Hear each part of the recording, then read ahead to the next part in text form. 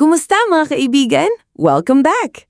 Okay, bago tayo magsimula, isang mabilis na shoutout. Kung nakakatulong sa inyo tong mga gabay na to, seryoso, mag-subscribe kayo at i-click yung bell icon. Malaking tulong yan para lumago yung channel at hindi kayo mahuhuli sa mga bagong video. Okay, pag-usapan natin ngayon yung pag-apply ng passport. Halos lahat tayo iniisip na parang antagal ng proseso, di ba? Parang napakalaking problema. Pero nandito ako para sabihin sa inyo, hindi naman kailangan ganon. Ngayon, ituturo ko sa inyo kung paano kumuha ng appointment sa DFA at magbayad gamit ang GCash. Promise, hindi kasing hirap ng iniisip nyo. Naalala ko pa yung unang beses akong kumuha. Sobrang kinakabahan ako. Paulit-ulit na tinitingnan lahat parang baliw. Tara na, simulan na natin.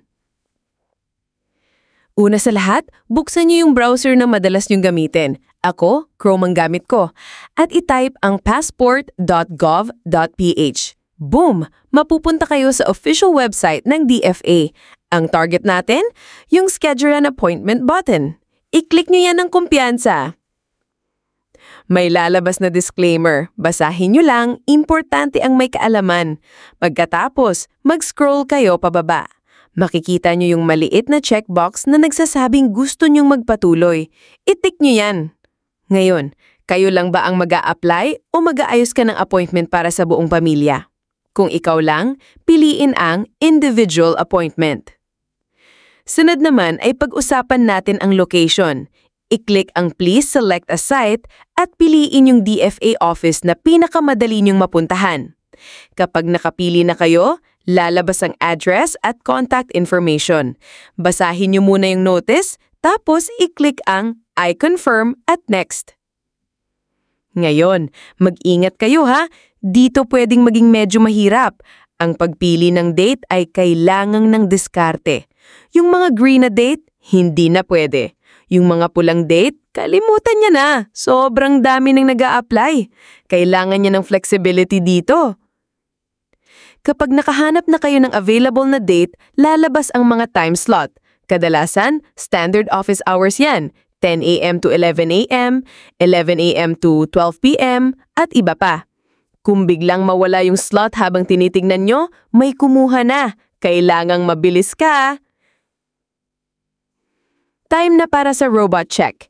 I-tick ang I am not a robot box at kumpletuhin ang pagpili ng image. I-click ang verify, tapos next. Paalala, may lalabas na warning tungkol sa posibleng pagkapalit ng pangalan. Seryoso, kung napagpalit nyo yung first name at last name nyo, magsisimula ulit kayo. I-double or triple check nyo. Kung okay na lahat, i-check ang I agree at i-click. Okay, magbigay tayo ng personal information. Ilagay nyo yung active mobile number nyo at yung gumaganang email address. Padadalhan kayo ng verification code dito.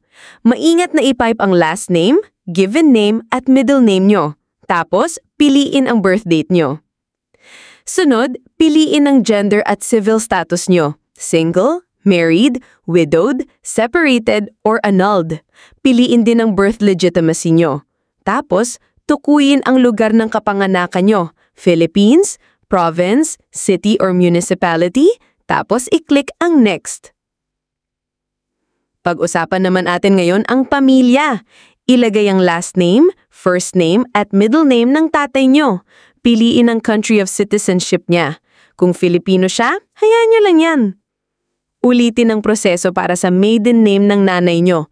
Importante ang accuracy dito. I-click ang next. Ngayon, anong uri ng application ito? Piliin ang new para sa first-time passport. Piliin ang basihan nyo para sa Philippine citizenship, birth, election, marriage, at iba pa. Pinili ko ang birth. Kung may foreign passport kayo, sagutin ng yes. Kung wala, piliin ng no. Ilagay ang pangalan at numero ng emergency contact nyo para just in case. Ilagay ang kasalukuyang address nyo, kumpletong address, city, at province. Anong ginagawa nyo sa araw-araw? Sabihin nyo ang occupation nyo at optional office information. I-click ang next.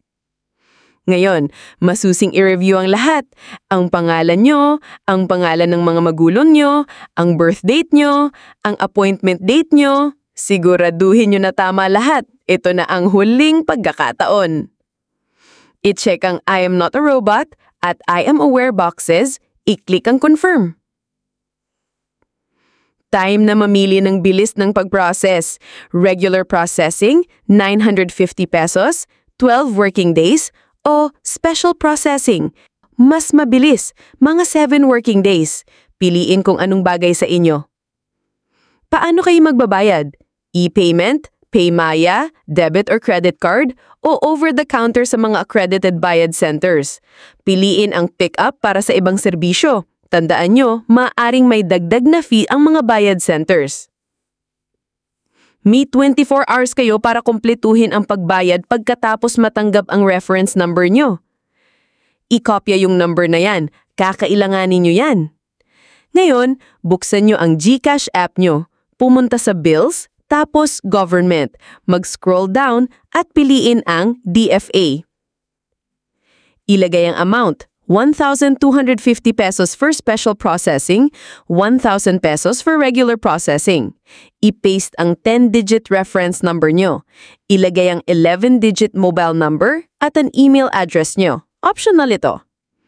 I-click ang Protect Your Bills Now kung gusto nyong protektado ang transaction. I-click ang Confirm. Lalabas lahat ng details sa confirmation screen nyo. Makakatanggap din kayo ng email confirmation na may appointment number nyo. I-download at i-print ang PDF forms na naka-attach sa email. Idala lahat ng required documents at yung mga printed forms sa appointment nyo. Dumating ng maaga, at least 1 hour or 15 minutes before your scheduled time, at i-double check ang lahat bago i-submit.